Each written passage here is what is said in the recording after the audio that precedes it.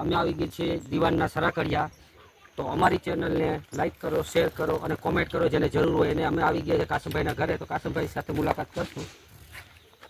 अस्सलाम वालेकुम. તબિયત પાણી શું ચાલે? કમાવામાં તમે એકલા નથી લગ્ન કર્યા કાંઈ નહીં? મા બાપ ને આંખી દીધું પગ ગયા આંધળા હતા એ કે ઘર છોડીને વાતો કરવા મેં આત્માને વિશે કરેલા તો ખબર માં ન છોડે મારા મા બાપને તો હું છોડું તો ખબર માં ન છોડે ને આપણે મા બાપ તો પહેલા હોય પછી આપણે હોય તો કે હવે મારો જે અલ્લાહ ડાયો છે થાય પણ મા બાપને છોડે દીધો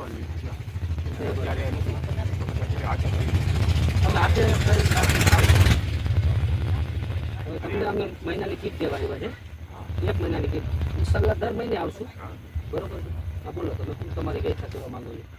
હવે તો ગાડી કરીને આવશું અને આ ફોર્મ ભર્યું હતું આ મકાનનું દાબર થઈ ગયું છે મકાન દાદાના દાદાવાળી પછી આવ્યા તો સડી રહીને તો બરોબર છે. હવે તમને અમે કીટ દઈશી. બરોબર છે? હા હા ચાલો કીટ લઈ લે અને કાસમભાઈને દઈ દે.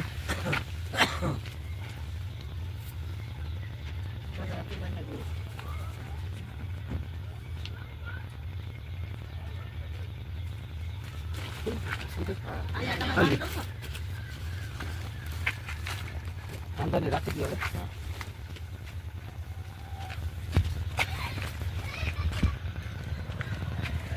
તમારે રોડ છે તેલ છે રાખી દો. વાંધો નહીં, ઉપાડી ન રાખો. શરીર પ્રમાણે ઉંમર પ્રમાણે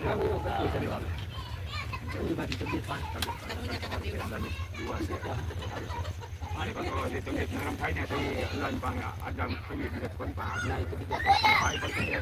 કોઈ એમ કહે કે આપે પછી સમય નંબર આવે તો પછી આપણે હળવું થાય એટલું કામ આપે છે. બહુ ભારે કામ નથી થતું અને આજે પેશન્ટ પણ થાય નહીં અને કીધું અલ્લાહ આપણું ધ્યાન રાખે. હવે દોસ્તો પોઝિશન રેડી છે કે ઉંમર જાજી થઈ ગઈ છે કાસમભાઈની. હવે કામ કરી શકે એવી પોઝિશન તો નથી, છતાંય શું કરવાનું? શરીર સાચવવા, પેટનો ખાડો પૂરવા કાંઈક તો કરવું પડે ને. તો એના માટે જેટલું થાય એટલું મજૂરી કરીને પણ ખાય છે.